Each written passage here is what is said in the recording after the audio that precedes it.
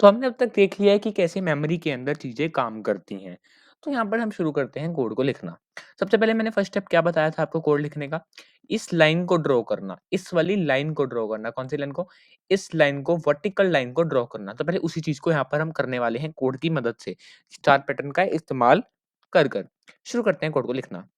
तो मैं लिखूँगा इफ मेरा जो आई है, आई को मैंने इंट डिक्लेयर कर रखा है, हाँ, कर रखा है। I equal to N divided by 2 है। इतनी सी बात करते हैं पहले। जब i equal to n by 2 है, देखो टाइम के साथ चीज़ें आएँगी बट अभी के लिए समझो ज़रा। i इक्वल टू जब n बाय 2 है, तब मेरे को क्या करवाना है? तब मेरे को प्रिंटफ करवा देना है क्या? स्टार को, ठीक है? ओके, एल्स मुझे क्या प्रिंट करवाना है? कुछ भी नहीं। याद रखना चाहिए ये लाइन लिखना बड़ा ज़रूरी है। दिक्कत हो जाती है ये लाइन नहीं लिखो तो। प्री आपको वार्न कर रहा हूँ, नहीं तो आपको एरर आ जाएगा रन करने पे। एरर तो नहीं आएगा बट को आपको जो बना रहे हो वो बनता नहीं है फिर। ठीक है, इफ आपने प्रिंटफ डाला है, एल्स आपका ये डाला, अगर ये चीज़ें हो रही हैं तो ये सब हो, ठीक है? जब ये चीज़ हो जाएगी फिर मेरे को लूप से बाहर एक प्रिंटफ डाल के खाली स्लैश एन भी लिखना पड़ेगा। ये क्यों? समझाता हूँ।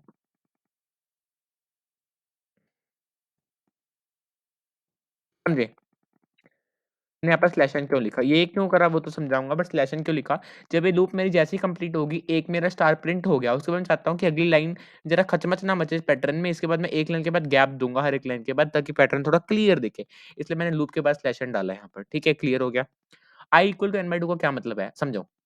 जब मैंने i equal to n by 2 करा, फॉर एग्ज़ाम्पल अब इसे पहले रन करके दिखाते हैं आपको, फिर आपको चीज़ें और क्लियर हो जाएँगी। मैं यहाँ पर प्रिंटफ के स्पेलिंग 18th लाइन में थोड़े गलत लिखे हैं, प्रिंटफ ओके। यहाँ पर रन करते हैं इस चीज़ को। ओ मैंने n का इनपुट तो यहाँ पर लिया ही नहीं है, तो पहले यहाँ पर वो चीज़ भी करवा लेते हैं यहाँ पर प्रिंटफ या सीधा स्कैनफ डालते हैं। Scanf percentage d comma ampersand of n, ठीक है? हम स्कैनर भी तो इनपुट भी तो करवाएँगे ना यूज़र से कि क्या भई आपको यू एन क्या देना है, उसी के अकॉर्डिंग तो आपकी सारी चीज़ें हो रही हैं। क्योंकि मैंने बिना उसके रन कर दिया था तो एक बार मैं कोड को यहाँ पर दोबारा से यहाँ पर रन करूँगा।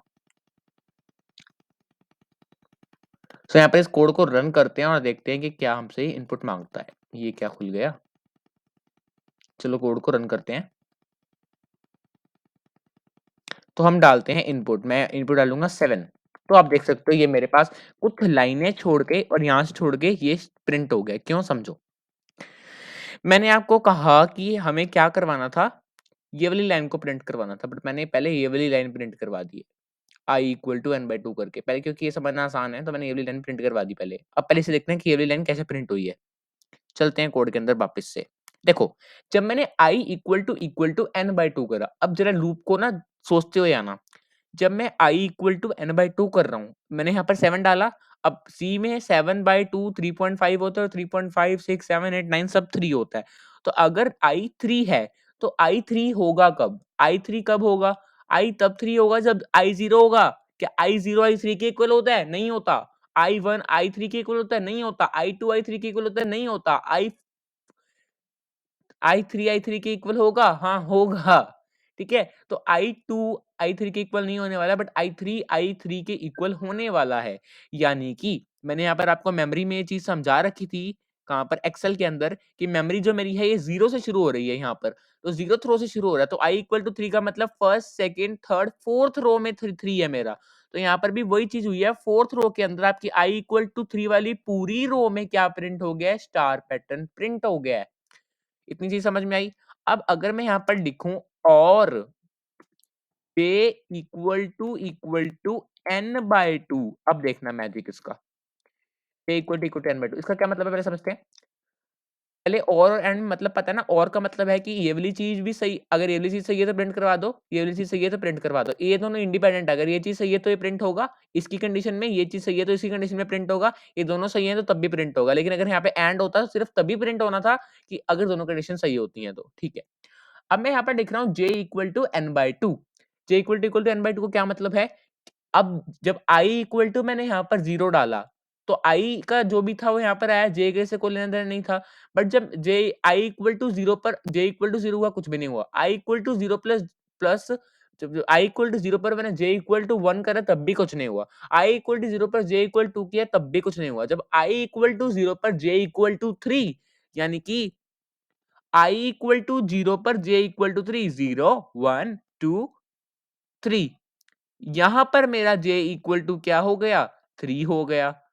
ठीक है, मैं 7 डाल रहा हूँ तो ऑफ कोर्स ये रोज़ आगे तक जाएँगी, बट मैं रेफरेंस के लिए बता रहा हूँ, अगर 5/5 का होता तो यहाँ पर I इक्वल टू 0 के लिए j इक्वल टू 3 कहाँ पे होता? 0 1 2 3, कुछ यहाँ पर ऑफ कोर्स यहाँ तक आगे जाएगा। तो अभी भी इस यहाँ पर मैं पहुँचा हूँ। एक रेफरेंस के लिए मैंने बताया। ठीक है, तो एक तो पहले यहाँ पर j इक्वल टू 3 यहाँ पर होगा। अब समझें, आगे मेरे पास क्या होगा? अगर मैं I इक्वल टू 1 के लिए बात करूँ तो वहाँ पर j इक्वल टू 3 कहाँ पे होने वाला है? I इक्वल टू 1 के लिए j इक्वल टू 3 इसके नीचे होगा, जहाँ पर भी आया था। इसके नीचे ऐसे ही I इक्वल टू 2 के लिए j इक्वल टू 3 यहाँ पर, I इक्वल टू 3 के लिए j इक्वल टू 3 यहाँ पर, I इक्वल टू 4 के लिए j इक्वल टू 3 यहाँ पर, I इक्वल टू 5 के लिए j इक्वल टू 3 यहाँ पर, और मैं 6 तक जाऊँगा क्योंकि 7 है मेरे पास, तो I इक्वल टू 6 के लिए j इक्वल टू 3 यहाँ पर। ये वाली पूरी रो जो मेरी यहाँ पर होने वाली है, वो यहाँ पर प्रिंट होगी स्टार पैटर्न में। अब मेरा दूसरा ऑब्जेक्टिव यहाँ पर मेरे को होता दिख रहा है, जो कि ये था, इस वाले चीज़ को प्रिंट करवाना। तो चलते हैं, ज़रा देखते हैं कोड को रन करके क्या होता है इस चीज़ से। मैंने यहाँ पर कंट्रोल प्लस एस दबाया, उस कोड को कर रहा हूँ रन, और मेरे को 7 एंटर करना पड़ेगा ऑफ कोर्स। देखो आप, मेरी ये चीज़ यहाँ पर प्रिंट हो चुकी है, और मेरी ये चीज़ भी यहाँ पर ऑफ कोर्स प्रिंट हो चुकी है कि ये 2 चीज़ें हो गई। अब मेरे को तीसरी चीज़ क्या करनी है? मेरे को ये वाली स्लांट हाइट यहाँ पर प्रिंट करवानी है, तो उसे मैं कैसे करवाऊँ? उसके लिए मैं लिखता हूँ यहाँ पर, ये चीज़ें प्रैक्टिस से आएगी, किसके लिए क्या लिखते हैं? I प्लस टेंशन नहीं लेनी, I plus J equal to इतने क्वेश्चन आपको प्रैक्टिस करवाऊंगा इस चीज के कि आप एक्सपर्ट हो जाओगे। I plus J equal to n/2 यहाँ पर लिखेंगे हम, और अब जरा इस कोड को रन करके इसका मैजिक देखते हैं। सो मैं डालता हूँ यहाँ पर 7, यहाँ पर हमारा 4 सक्सेसफुली प्रिंट हो चुका है। थोड़ा सा पहले और मैं आपको इनपुट डाल के थोड़ा मजे दिलाना दूं, जिससे आपका इंटरेस्ट और बढ़ जाए। थोड़ा सा मैं इस टर्मिनल को बड़ा कर लेता हूँ जिसमें मेरा आउटपुट शो हो रहा है। तो मैं जरा डालता हूँ 50, डालता हूँ मैं I को। लगे ना इंटरेस्टिंग चीज़? ये चीज़ का इंटरेस्ट, जिसे इंटरेस्ट आ गया वो कोड कर जाएगा। समझे अब? I plus j equal to n/2 से क्या हुआ? तो मैं 7 का एग्ज़ाम्पल लेके आपको समझा रहा था, तो वही चीज़ को यहाँ पर करूँगा। I plus j equal to 7, 7 लेके आपको समझाऊँगा कि क्या हो रहा है। ये क्या हुआ? मैंने शायद सिलेक्ट करके रन कर लिया उसे। हाँ, तो यहाँ पर कुछ ऐसे 7 मैंने यहाँ पर इसे डाला। मैंने 7 के एग्ज़ाम्पल लेके आपको चीज़ें समझाई हैं। आपको ये चीज़ समझ आई, ये इससे आपकी हॉरिज़ॉन्टल स्टार लाइन बन गई, इससे आपकी वर्टिकल स्टार लाइन बन गई। अब इससे आपकी लेफ्ट साइड की अपर डायगोनल कैसे बना वो समझाता हूँ आपको। समझो, जब मैंने I plus J equal to n/2 करा, तो इस केस में मेरा I प्लस जे 3 होना चाहिए। तो जब मैं ज़ीरो थ्रो के लिए चला, ज़ीरो थ्रो के लिए I 0 है और जे 3 पर ही 3 होगा। तो वो तो ऑफ कोर्स आपका पहले ही जे 3 पर 3 हो गया था। तो ये वाली चीज़ आपकी 2 तरीके से प्रिंट होगी, मेरे प्रिंट हो गई। ठीक है, ये तो हो गया। अब इस रो की बात करते हैं। I इक्वल टू 1 के लिए जब मेरा j इक्वल टू 2 हुआ, तब मेरे पास क्या हुआ? 3 आया। तो I इक्वल टू 1 के लिए j इक्वल टू 2, क्योंकि 0 से शुरू हो रहा है, 0 1 2, तो j इक्वल टू 2 आपका यहाँ पर आएगा और यहाँ पर एक स्टार प्रिंट हो गया। मैं बात करता हूँ अगली रो की, तो I इक्वल टू 2 के लिए j इक्वल टू 1 होना चाहिए मेरे पास। I इक्वल 2 के लिए j इक्वल टू 1 क्या होगा? 2 प्लस 1 3 होगा। तो I इक्वल टू 2 के लिए j इक्वल टू 0 1, यहाँ पर 1 आ गया मेरे पास। I समझो ना मैं किस एलिमेंट की बात कर रहा हूँ? इस एलिमेंट की बात कर रहा हूँ। I इक्वल टू 2 के लिए j equal to 1, I equal to 2 के लिए j इक्वल टू 1 की बात कर रहा हूँ। ये वाले एलिमेंट के लिए यहाँ पर आ गया। फिर मैं इसकी बात कर रहा हूँ, तो ये तो ऑटोमेटिकली पहले से ही प्रिंट है। मैं बात बताऊँ ना बताऊँ, ये यहाँ पर एलिमेंट प्रिंट होना ही होना है। इसकी तरफ से भी देख लेते हैं। I 0 1 2 3, I इक्वल टू 3 के लिए क्या होने वाला है? I इक्वल टू 3 के लिए क्या होगा? j इक्वल टू 0, तो I इक्वल टू 3 के लिए j 0 पोजीशन पर प्रिंट हो गया। अच्छा, इससे आगे बताऊं, इससे आगे क्यों नहीं हुआ देख लो।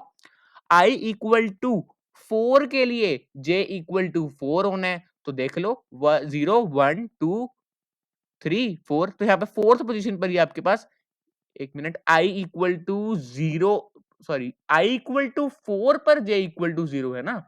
I इक्वल टू 4 पर j इक्वल टू, नहीं मैं गलत बोल गया, I इक्वल टू 3 पर j इक्वल टू 0 होने वाला है यहाँ पर।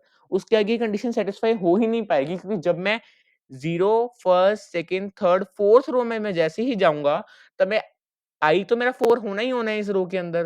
तो जैसे ही मेरा I 4 हो गया, तो ये कंडीशन सेटिस्फाई हो ही नहीं सकती, j की वैल्यू मैं कुछ भी रखूं, मेरा 3 आंसर आ ही नहीं सकता। तो इससे आगे तो मैं जाऊंगा ही नहीं। तो यह कंडीशन चलेगी कहां तक, सिर्फ यहाँ तक जाएगी कंडीशन।